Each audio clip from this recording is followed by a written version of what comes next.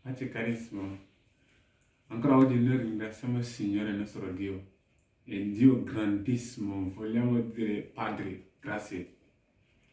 Il Signore è stato con noi durante tutta la settimana. Il nostro Dio ci aiuta, è Lui che ci fortifica a essere sempre in piedi. Per avere in questa età è la sua grazia, per avere in questa età è il Signore che ci dà questa forza. È Lui che mantiene sempre il suo figlio di vivere per avere come questa età. Noi vogliamo dire grazie Signore. Noi lo benediciamo per questo grande dono che Egli fa sempre nella nostra vita. Noi andiamo sempre avanti con il nostro studio. Nel nostro ultimo video abbiamo parlato che Cristo è la nostra pace. La Bibbia ci insegna a Efesini 2, versetto 14, 12 e 14, che Cristo è la nostra pace, il vero pace che Dio dà, la pace che viene dal Signore stesso. La Bibbia insegna che Cristo è questa pace. Se voi volete pace, se voi desiderate di avere pace, la Bibbia vi chiama, Matteo 11, versetto 28, venite a Gesù Cristo, perché è Lui che è la nostra pace. È in Cristo in Gesù che noi ci abbiamo la pace. Nel suo grande nome che la pace viene dal nostro cuore. Nel nome di Gesù Cristo che noi riceviamo la gioia di Dio. Nel suo grande nome abbiamo pace con Dio. La Bibbia ci insegna in Romani 5, versetto 1, che adesso noi abbiamo pace con Dio. Cristo è questa pace. Perciò se noi camminiamo come la sua parola, la sua pace rimarrà con noi. La pace del Signore rimarrà con noi quando noi obbediamo la sua voce e cammina secondo la sua parola. La sua pace rimarrà con noi. Se noi vogliamo che la sua pace rimane sempre con noi, dobbiamo camminare secondo la sua parola. Se noi facciamo così, la gioia e la pace del Signore sarà sempre con noi. E oggi noi andiamo avanti con il nostro studio. La Bibbia ci insegna a Colossesi 3, versetto 17, che tutte le cose che voi volete fare, farle nel nome del Signore Gesù. Voi volete fare sia le cose da parlare, tutte cose che voi volete cominciare sulla terra, fatelo nel nome del Signore Gesù. Perciò, nel suo grande nome noi andiamo avanti. Oggi la nostra tema è le promesse di Dio nei tempi difficili, come oggi. Le promesse del Signore nostro Dio grande nei tempi difficili, come oggi. Se noi ci fermiamo nei tempi difficili e ascoltare quello che il Signore ci insegna e rimanere nella sua parola, noi usciremo sempre con la vittoria. Ricordate che la vittoria verrà accompagnata coloro che obbediscono alla voce del Signore. Tutti coloro che camminano secondo la sua parola cammineranno sempre la testa alta e il vergogna non li può vincere e il maligno non li può vincere. Perché la Bibbia ci insegna, Giovanni 12, versetto 46, che tutti coloro che obbediscono, Gesù dice che coloro che obbediscono alla mia voce, camminano nella mia parola, sono nella luce, e coloro che camminano nella luce, il maligno non li può toccare.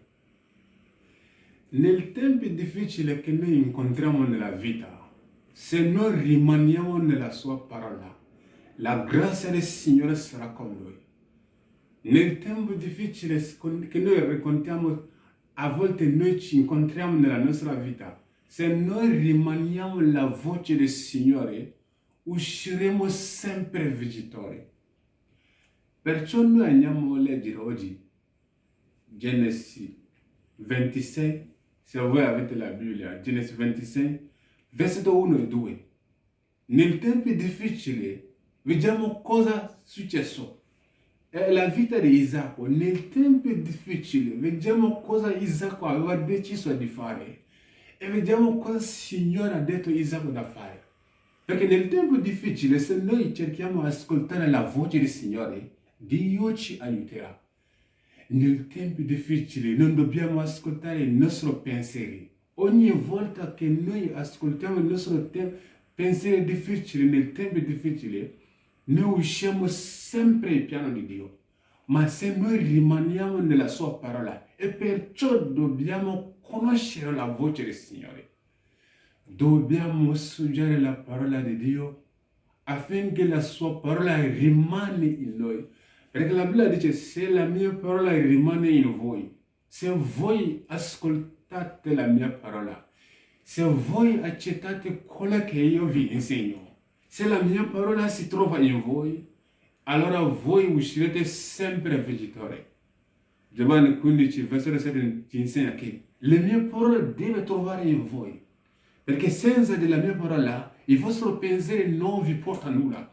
Senza la voce del Signore, non possiamo camminare la testa alta. Gesù insegna, Giovanni 15, se noi leggiamo il versetto 7, che senza Lui non possiamo fare niente. Perciò noi dobbiamo mantenere la sua parola. Dobbiamo osservare quello che il Signore insegna. Leggiamo prima questo passo di Gesù che ha detto, Giovanni 15, lo troviamo questo passo lì. Se voi avete la Bibbia, leggiamo Giovanni 15. È Gesù che sta parlando lì. Gesù sta parlando. Versetto 7. Dimorate in me e le mie parole dimorano in voi. Se le mie parole si trovano in voi, la vittoria vi accompagnerà. Se voi accettate le mie voci, quello che io vi insegno, se dimora in voi, la vittoria sarà sempre. La Bibbia insegna che senza di me voi non potete fare niente. Nel tempo difficile, se voi non siete con me, non potete uscire vincitori. Ma se nel tempo difficile voi dimorate nelle mie parole, io vi do la vittoria. Cristo è la nostra vittoria e perciò dobbiamo rimanere nella parola. Adesso leggiamo Genesi 26, se avete la Bibbia. Genesi 26, versetto 1 e 2. Se voi avete la Bibbia, leggiamo questo passo lì. Nel nome di Gesù. Ora ci fu una carestia nel paese oltre la precedente carestia che c'era stata ai tempi di Abramo. Così Isacco andò da Abimelech, re di Filistei, a Gerar.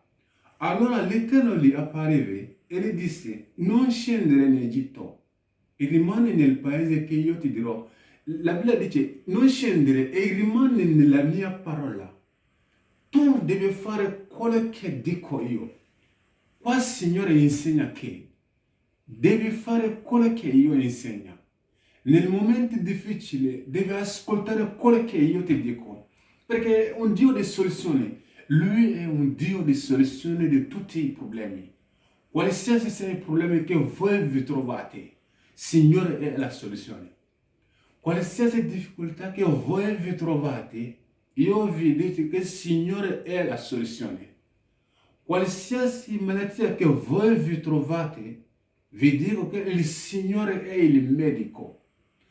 Qualsiasi maledizione che voi vi trovate, vi dico che Cristo è la soluzione. La Bibbia ci insegna, Galati 3, versetto 13, che Cristo ci ha tolto la maledizione. Quindi la volontà di Dio è che tu vivi nella pace.